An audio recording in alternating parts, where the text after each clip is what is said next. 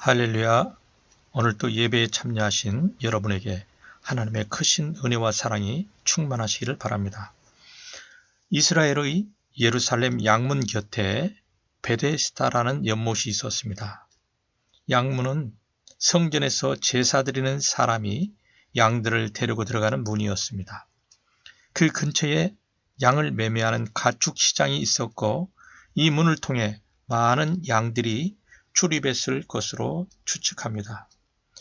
베데스다란 이름의 뜻은 자비의 집, 은혜의 집이란 뜻입니다. 베데스다 연못 곁에는 지붕과 기둥만 있는 행각 5이 있었습니다. 행각에는 난치병, 불치병에 걸린 많은 환자들이 모여 있었습니다. 시각장애인, 다리 저는 자, 혈기 마른 자, 중풍 환자 등 다양한 장애우들이 거기에 있었습니다. 베데스다 연못은 물이 움직일 때가 있었습니다. 그것은 천사들이 내려와 물을 움직이고 그 물이 움직일 때 물속에 들어가면 초자연적으로 치유가 된다는 소문이 있었습니다. 물이 통할 때 제일 먼저 들어간 사람은 어떤 병에 걸렸던지 낫는다는 소문을 듣고 베데스다 연못가에는 많은 병자들이 몰려들었습니다. 물이 움직이며 통한다는 것은 이 연못이 간헐천이었음을 암시합니다.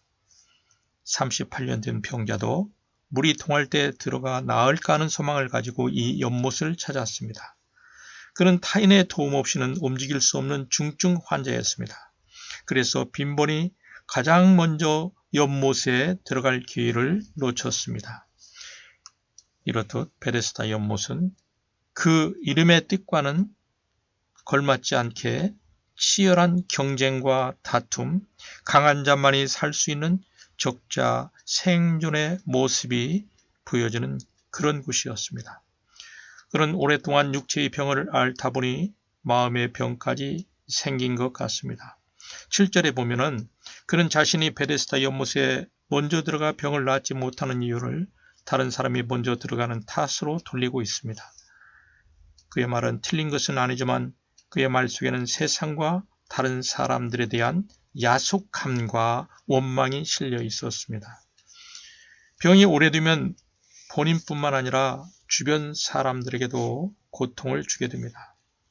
이 사람은 나중에 예수님이 병을 낫게 해준 뒤에도 예수님의 이름조차 물어보지 않았습니다. 이것은 그가 오랫동안 병을 앓아서 마음이 매우 공고해져 있음을 시사한다고 볼 수 있습니다. 코로나19 시대에 우리 주변에 육체의 병, 마음의 병을 가진 분들이 많이 있습니다. 겉으로는 멀쩡하게 보이는 사람이라도 속병을 앓고 있는 사람이 있습니다. 어쩌면 우리 모두는 알게 모르게 어떤 형태로든 고침받아야 할 환자일 수 있습니다. 우리가 살다 보면 이 38년 된 환자와 똑같은 상황은 아닐지라도 비슷한 답답한 상황을 만날 수가 있습니다. 남에게 말하지 않을 뿐이지 주변에는 의외로 그런 상황 가운데 있는 분들이 참 많습니다. 본문에 나오는 38년 된 병자는 하나님의 아들 예수님을 만남으로 오랜 질병의 절망에서 빠져나올 수 있었습니다. 성경에 보면 예수님께서 공생의 기간 동안 약 3번 정도 예루살렘을 방문하셨습니다. 예수님이 2번째로 예루살렘을 방문했을 때는 유대인의 명절이었는데 그때 베데스다 연못을 방문하셨습니다. 예수님은 그때 그곳에서 38년 된 병자를 만나셨습니다. 본문에 나오는 38년 된 병자는 우리에게 많은 것을 생각하게 합니다. 38년이라는 긴 고통을 겪으며 병을 치료하기 위해서 그의 가족과 친척들은 백방으로 노력을 다했을 것입니다. 할 수 있는 모든 방법을 다 써봤을 것이고 아무 소용이 없자 그는 그 인내의 한계를 느꼈을 것입니다. 예수님은 그 병자의 병이 오랜 것을 아시고 긍휼의 마음을 품고 그를 바라보셨습니다. 그리고 그에게 자비를 베푸시기를 원했습니다. 그래서 그에게 내가 낫고자 하느냐? 라고 물으셨습니다. 그러나 그 38년 된 병자는 예수님이 누구신지를 잘 몰랐던 것 같습니다. 7절을 읽어봅니다. 병자가 대답하여 가로되 주여 물이 움직일 때에 나를 못에 넣어주는 사람이 없어 내가 가는 동안에 다른 사람이 먼저 내려가나이다.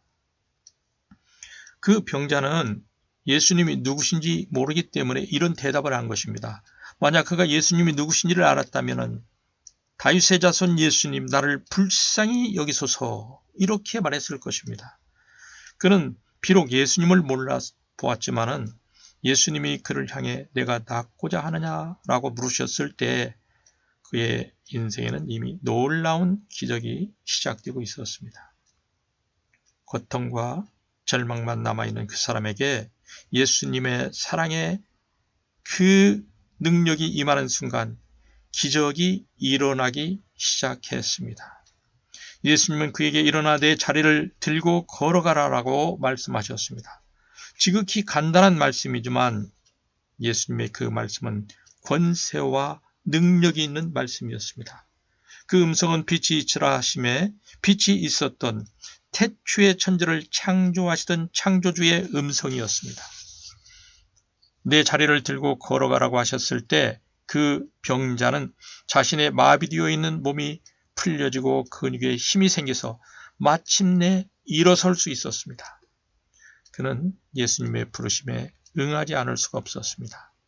38년 그 병자는 예수님을 만남으로 이제는 더 이상 그곳에 누워있지 않아도 되었습니다. 그는 건강을 얻었습니다. 그는 다른 사람의 도움 없이 스스로의 힘으로 새로운 세상을 살게 된 것입니다. 사랑하는 여러분, 치유받기 위해서 그 병자가 무슨 방법을 썼나요?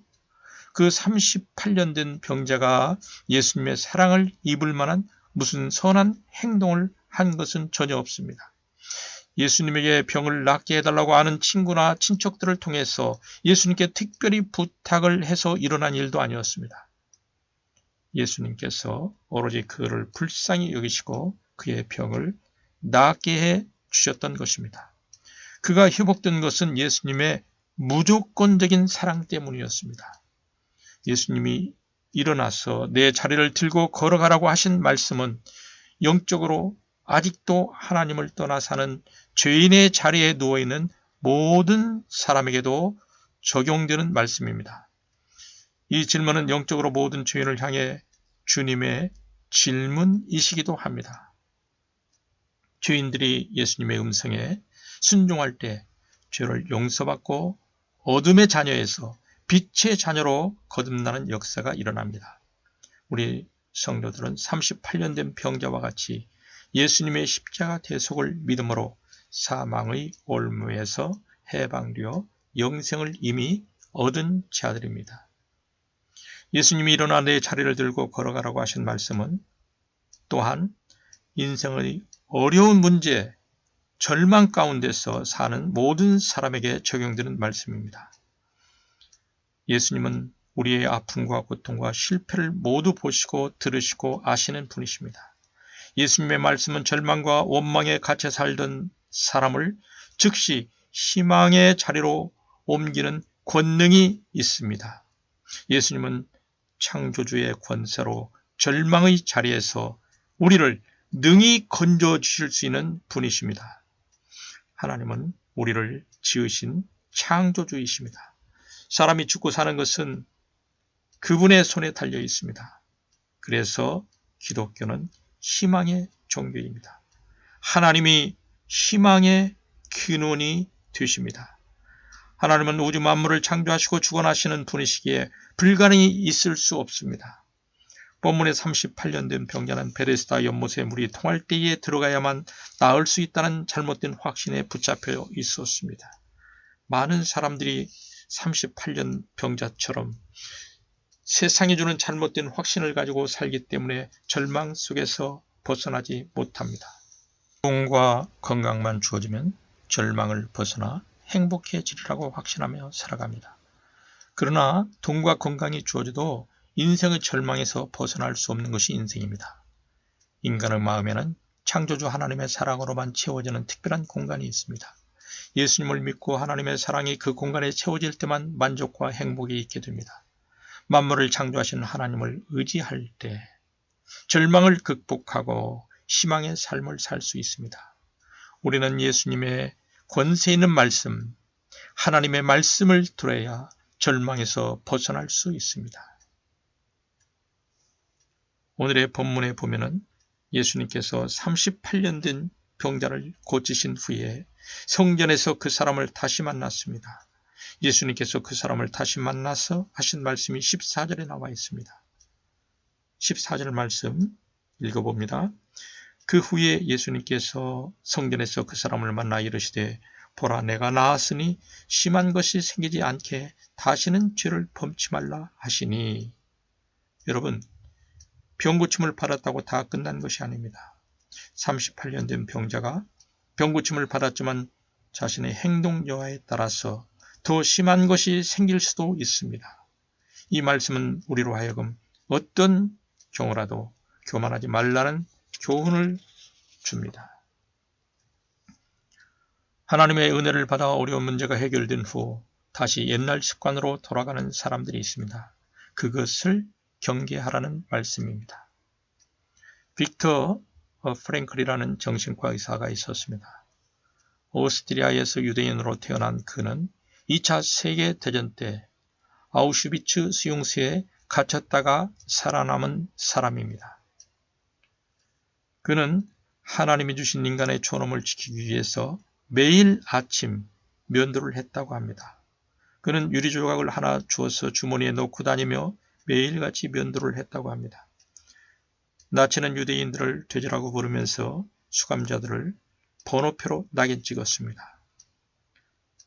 그들은 인간의 존엄을 훼손했습니다.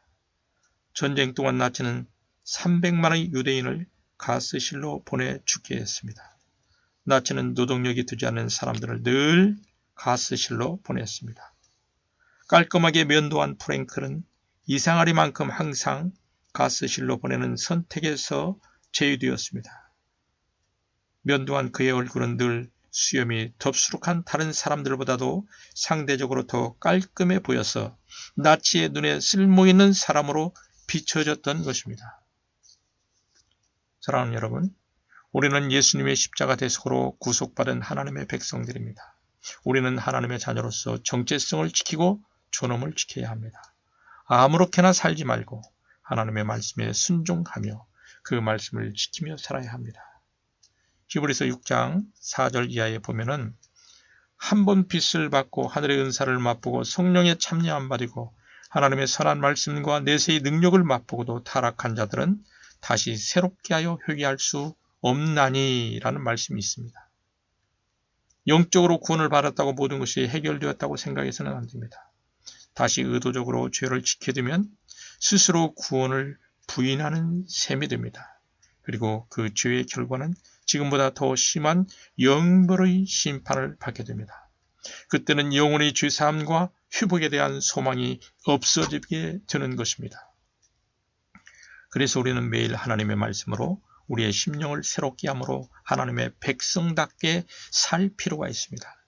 존귀한 하나님의 백성으로 존엄을 지켜야 한다는 이야기입니다. 영적 전쟁에서 하나님의 말씀은 마귀를 대적하는 검입니다. 사탄과 마귀는 어떻게 해서든지 하나님을 믿는 자들을 하나님에게서 멀어지도록 역사합니다. 그러나 하나님의 말씀 안에 사는 자들은 절망과 낙심을 주는 사탄 마귀를 대적할 수 있습니다. 희망은 창조주 하나님의 말씀을 수용하고 믿음으로 반응할 때 시작됩니다. 성도는 매일 하나님의 말씀을 가까이 함으로 하나님의 백성으로서 존엄을 지켜야 합니다. 그래야 절망을 극복하고 희망의 삶을 살 수 있습니다. 말씀을 요약합니다. 베데스다 연못은 치열한 경쟁과 적자 생존이 지배하는 세상의 모습과 흡사합니다. 본문의 38년 된 병자는 자신의 힘과 노력으로 살고자 애쓰는 사람을 연상케 합니다. 예수님은 오늘도 절망과 실패의 자리에 찾아오셔서 참된 소망과 희망을 주시길 원하십니다. 어떠한 절망의 자리에 있든지 예수님을 만나고 그분을 의지하면 소망을 갖게 됩니다. 매일 하나님의 말씀을 붙잡고 하나님의 백성으로서 존엄을 지키며 절망을 극복할 수 있기를 바랍니다. 예수님을 전적으로 의지하며 그분의 말씀을 붙들고 희망 가운데 사는 저와 여러분이 되시기를 바랍니다.